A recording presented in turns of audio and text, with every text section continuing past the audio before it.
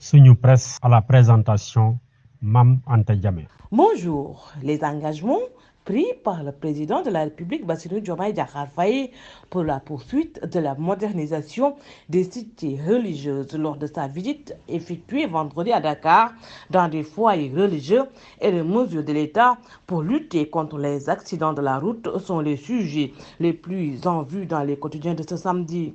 Le président de la République, Bassirou Diomaye Faye, a effectué vendredi une visite auprès de la famille omarienne où il a effectué la grande prière chez l'archevêque de Dakar, Monseigneur Benjamin Diagne.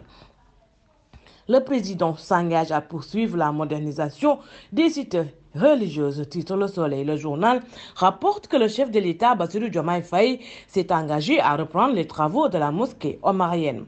Après avoir effectué la grande prière de vendredi, il a promis de renforcer et de multiplier les initiatives pour la modernisation des foyers religieux, écrit la publication. Ligage de Diomaye Faye au calife de la famille omarienne et à l'archevêque de Dakar pour la finition de la mosquée de la Corniche et du sanctuaire marial de Popenguine. Titre Vox Populi à sa une. Busby le jour met en exergue les assurances de Diomaye Faye à Thierno Madani Tal pour la poursuite des travaux de la mosquée omarienne en chantier. Après Touba et Tivaouane, le chef de l'État était vendredi chez la famille omarienne. Bassirou Diomaye Faye a effectué la prière du vendredi dans cette mosquée en chantier. Il a promis de s'assurer de la poursuite des travaux et sollicite des prières auprès du calife Thierno Madani Tal, écrit le journal. Libération souligne qu'en compagnie de son directeur de cabinet, Mary Teuw Niane, l'ancien ministre de l'enseignement supérieur sous le régime de Macky Sall, du secrétaire général de la présidence Omar Sambaba, du ministre des Transports aériens, Malik Ndiaye, du secrétaire d'État Alpha Ba et du député Albas Fall, le président de la République, Bassirou Diomaye Faye, s'est engagé à finir la mosquée omarienne et le sanctuaire marial de Popenguine et titre des engagements du président Faye. Cité religieuse, Diomaye magnifie l'œuvre de Macky. Note pour sa part le journal Les Échos.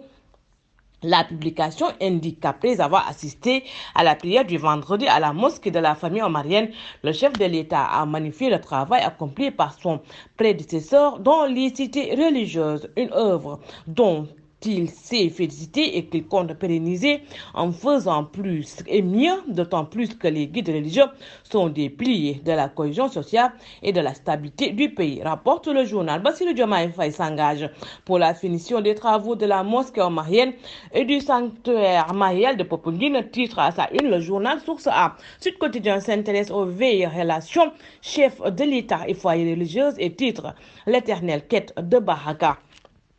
Sud Quotidien souligne que la prise de contact du nouveau chef de l'État avec la famille omarienne via la prière du vendredi comme sa première visite officielle dans les grandes cités religieuses de Touba et Tivaouane ne sont pas une nouveauté au Sénégal. Plus qu'une simple visite pieuse, c'est une quête de bénédiction qui entre dans le cadre d'un rituel politique au Sénégal, une coutume respectée depuis l'aube de l'indépendance. Les présidents de la République qui se sont succédés ou à la tête du pays ont chacun à sa manière donné à sa manière un caractère quasi républicain à cette démarche, écrit le journal. Les relations avec confréries religieuses et musulmanes et le clergé catholique ont toutes été du coup marquées du sceau de la bonne entente et de l'interdépendance entre la sphère politique et religieuse, avec en toile de fond la recherche de cette action et cette baraka dans la conduite des affaires de l'État, mentionne la publication.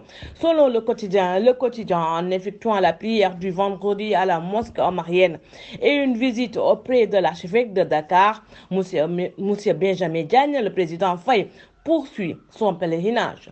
Direct News met en exergue les mesures annoncées par le ministre des Transports terrestres et aériens Malik Ndiaye lors de sa visite effectuée à Yamon, au village du département de Koungheul, où un accident survenu jeudi a fait 14 morts et plusieurs blessés. El Malik annonce de fortes mesures, titre le journal.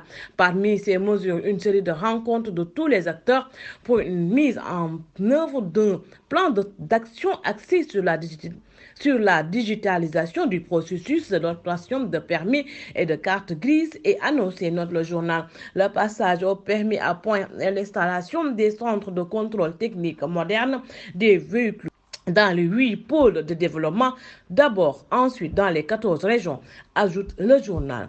Bonne lecture et bon week-end. Sunu Presse vous a été offert par l'Agence sénégalaise de la reforestation et de la Grande Muraille Verte.